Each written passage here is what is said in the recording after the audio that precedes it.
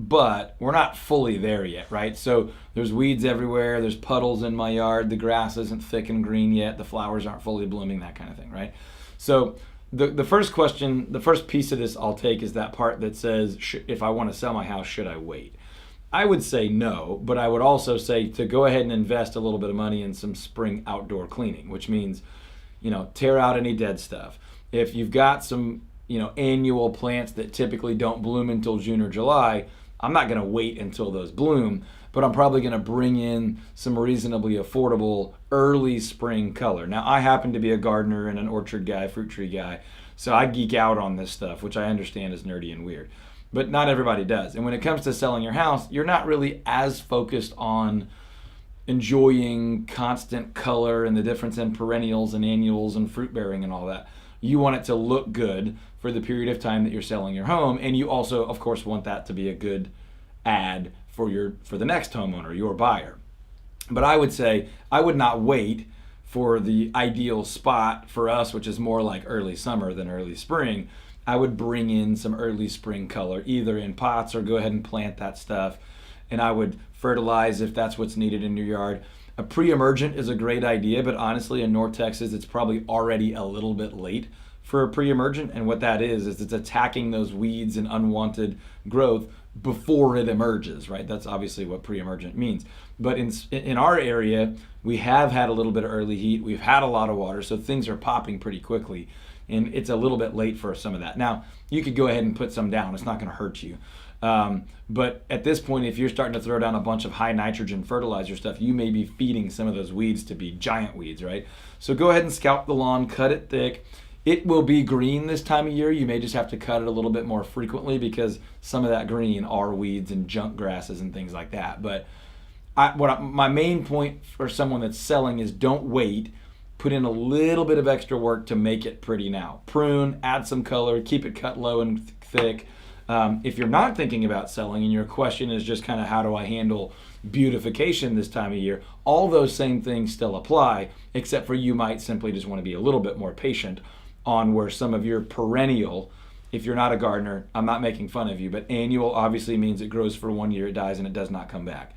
A lot of the flowers you buy at the garden centers, you buy annual color, you plant it, it dies, and then you buy some more either next season or next year. Perennial are your shrubs and your flowers that come back every single year, but they don't all come back at the same time. So, really solid gardeners and people that are really obsessive about their yards try to stagger plantings where you have perennial color and beauty, but you have some that come back every year, early spring, some that come back mid-spring, some that come back late spring, some that come back summer, some that flower in the fall. So you have trees, shrubs, plants, grasses, turf stuff that work together, so you always have some pretty stuff. So if you're selling, just manufacture that. Bring in some stuff.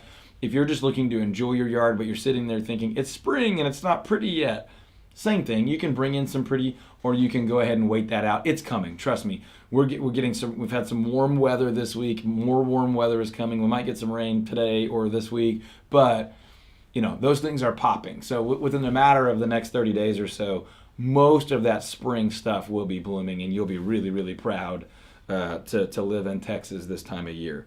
On that note, if you've had any of the recent hail and it's damaged some of those plants, by all means, if it's hurt your roof, call Arrington Roofing, 214-698-8443, 214-698-8443, or online at arringtonroofing.com, 2 R's in Arrington, arringtonroofing.com, if the hail has messed up your house.